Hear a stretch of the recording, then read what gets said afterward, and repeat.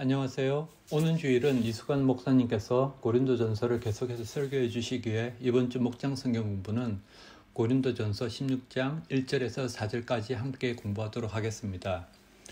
본문 16장 1절에서 4절의 소제목은 성도들을 돕는 헌금이라고 되어 있습니다.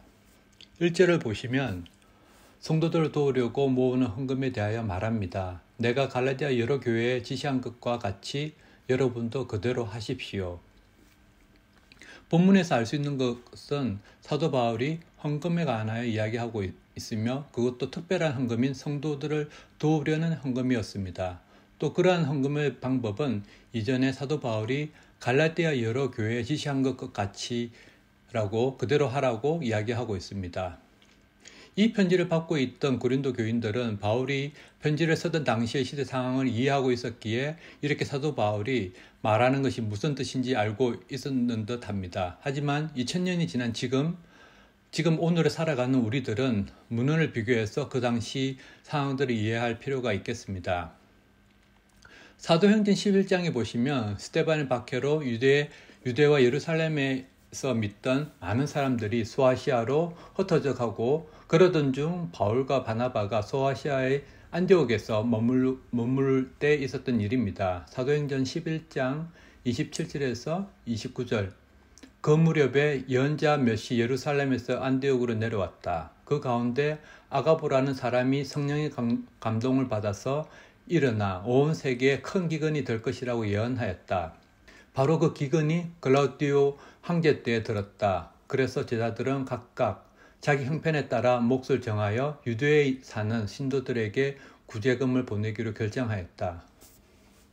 이 사도행전에 따르면 글라우디오 황제 때 기근이 들었고 특별히 유대에 사는 신도들에게 구제금을 보내기로 결정했다는 것을 보아서 그 지역에 특별히 유대 지방에 기근이 심했던 것을 알 수 있겠습니다. 글라우디오 황제는 로마 제국의 4대 황제이며 네로를 입양하여 아들로 삼은 네로의 아버지입니다.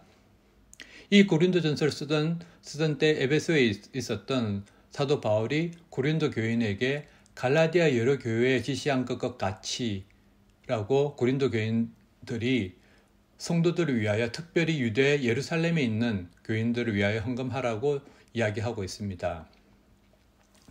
갈라디아서 2장을 보시면 야고보와 베드로와 요한이 유대인들을 위하여 복음을 전하고 바울과 바나바가 이방인들을 위하여 복음을 전하는 일들을 서로 맡기로 결정한 예루살렘 회의가 나오고 있습니다. 그 갈라디아서 2장 9절 10절을 보시면 좀 더 자세한 내용을 알 수 있겠습니다. 갈라디아서 2장 9절에서 10절 그래서 기둥으로 받는 야고보와 게바와 요한은 하나님이 나에게 주신 은혜를 인정하고 나와 바나바에게 오른손을 내밀어서 친교의 악수를 하였습니다.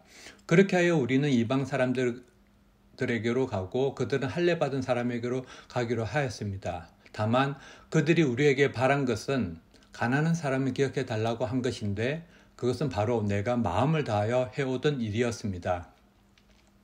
여기서 사도 야고보와 베드로와 요한이 사도 바울에게 가난한 사람을 기억해 달라는 것이 나옵니다. 즉 기근으로 힘들어하는 유대 사람들을 기억해 달라는 것입니다. 그리고 사도 바울은 그것은 자기가 마음을 다하여 온 일이라고 이야기하고 있습니다.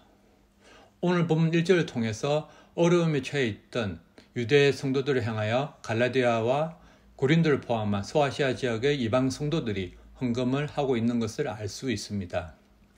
그리고 본문 2절은 그렇게 헌금하기 위한 구체적인 원칙들을 사도 바울은 설명하고 있습니다. 2절 매주 첫날에 여러분은 저마다 수입에 따라 얼마씩을 따로 저축해 두십시오. 그래서 내가 갈 때 그제서야 헌금하는 일이 없어야 할 것입니다.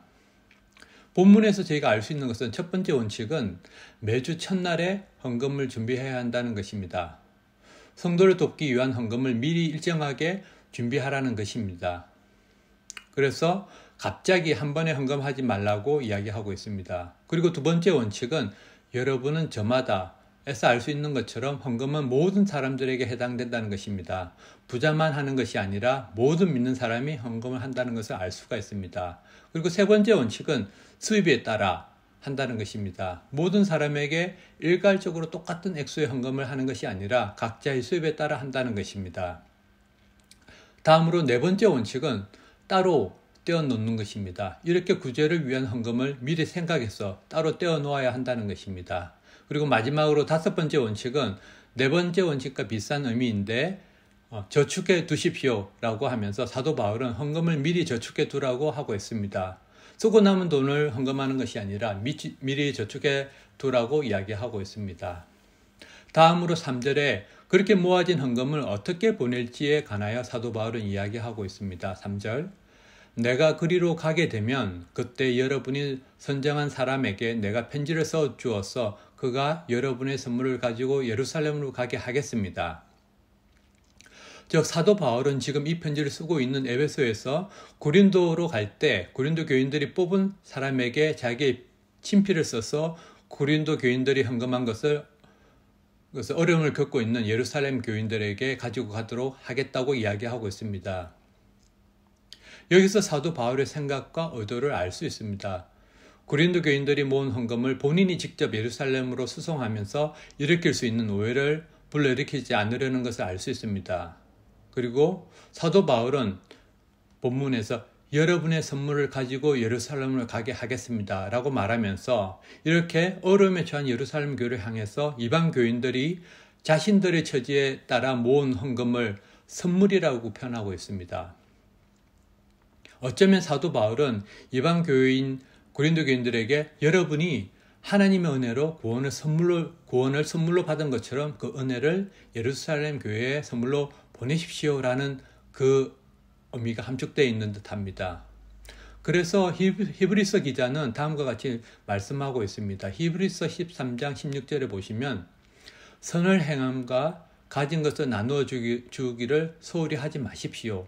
하나님께서는 이런 제사를 기뻐하십니다.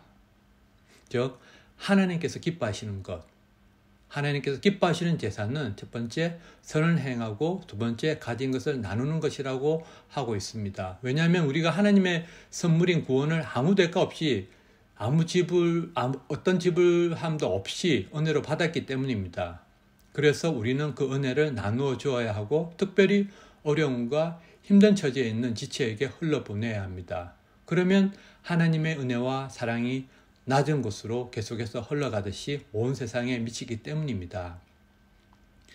마지막으로 4절은 사도 바울의 방문 계획에 대해서 나누고 있습니다. 4절 나도 가는 것이 좋다면 그들은 나와 함께 갈 것입니다. 본문에서는 명확하게 알 수 없지만 어떤 이유와 상황이든지 사도 바울이 그들이 보내는 헌금과 함께 예루살렘으로 가기를 원한다면 사도 바울 자신도 그렇게 하겠노라고 이야기하고 있습니다. 그리고 사도 바울이 직접 이 헌금을 가지고 예루살렘에 갔던 것을 다른 본문에서 확인할 수 있습니다. 로마서 15장 25절에서 26절을 보시면 로마서 15장 25절에서 26절 그러나 지금 나는 성도들을 돕는 일로 예루살렘에 갑니다. 마게도니아와 아가야 사람들이 기쁜 마음으로 예루살렘 성도들 가운데 가난한 사람들에게 보낼 구제금을 마련하였기 때문입니다. 오늘 고린도전서 16장 1절에 4절 성도들을 돕는 헌금이라는 소제목 아래에서 짧은 구절이지만 이 구절을 통해서 어려움에 처해 있던 예루살렘 교인들에게 소아시아 이방 교회들이 하나님께로 받은 은혜의 선물을 다시금 헌금으로 보내는 모습을 함께 살펴보았습니다. 오늘 목장 성경 공부는 여기까지입니다. 하늘 복 많이 받으세요.